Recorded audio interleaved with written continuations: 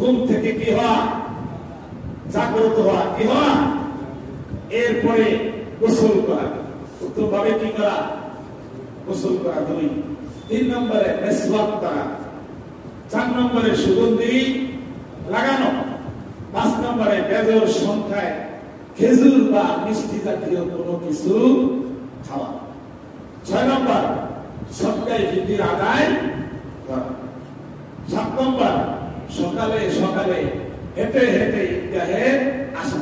আমরা আসি, সময় যখন শেষ হয়ে যায় তাড়াতাড়ি রিক্সা দিয়ে এসে পড়ি, অথচ ঈদের দিন আপনার সাথে আমার সাথে মুসাফা করার জন্য রাস্তার মোড়ে মোড়ে আল্লাহ ফেরেশতা নিযুক্ত করে রেখেছেন।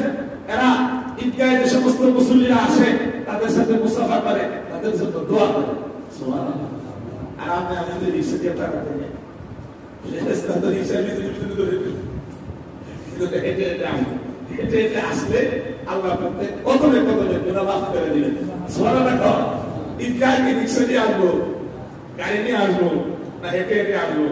হেঁটে হেঁটে আসলে প্রত্যেক কদমে নেকি দিবেন কে? এই জন্য হেঁটে হেঁটে সকালে সকালে হেঁটে হেঁটে ঈদগাহে আসা, সকালে সকালে আগে আগে। এরপরে এক রাস্তা দিয়ে আসা, অন্য রাস্তা দিয়ে যাওয়া। এরপরে সারাদিন তাকবীর বলা, সারাদিন তাকবীর বলা, তাকবীর বলতে বলতে ঈদগাহে আসা, তাকবীর বলতে বলতে ঈদগাহ থেকে যাওয়া, এবং সারাদিন এই দিনটা তাকবীর তাসবিহ তাহলিলের মাধ্যমে অতিবাহিত করা, আল্লাহর বরত্ব মহতের মাধ্যমে অতিবাহিত করা। এরপরে ঈদুল ফিতরের 2 রাকাত নামাজ অতিরিক্ত 6 তাকবীরের সাথে ইমামের পিছনে আদায় করা। ঈদুল ফিতরের 12 রাকাত নামাজ, 2 রাকাত ওয়াজিব নামাজ। আমরা এইভাবে নিয়ত করব, ঈদুল ফিতরের 2 রাকাত ওয়াজিব নামাজ অতিরিক্ত 6 তাকবীরের সাথে ইমামের পিছনে কিবলামুখী হয়ে আদায় করিতেছি আল্লাহ। ঈদের সময় তো বলবোই, তারপরে এখন একটু বলে দিই, ওই সময় তো টাইম থাকে না। যে সমস্ত মুসলিমরা দেরিতে আসে তারা খালি ঘড়ি তাকায়, কটা বাজে, কটা আইলে 5 মিনিট লেট করে ফেলছে, তো পিছন থেকে কাউন্টার দেওয়া শুরু করে, ঠিক কিনা? এখন একটু বলে দিই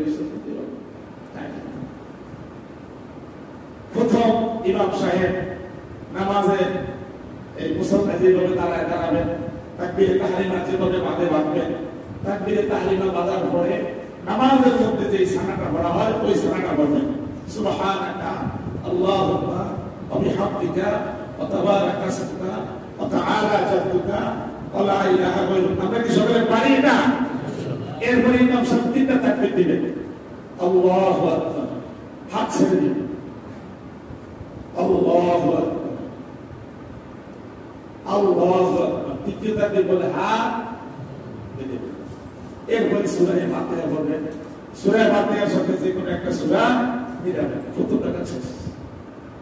সূরা ফাতিহার সাথে সূরা মিলে কি রুকু সিজদা আছে, এই নিয়ম বাকি সব আগে হবে। রুকু সিজদা করবেন, যাই প্রথম রাকাত দিবে শেষ।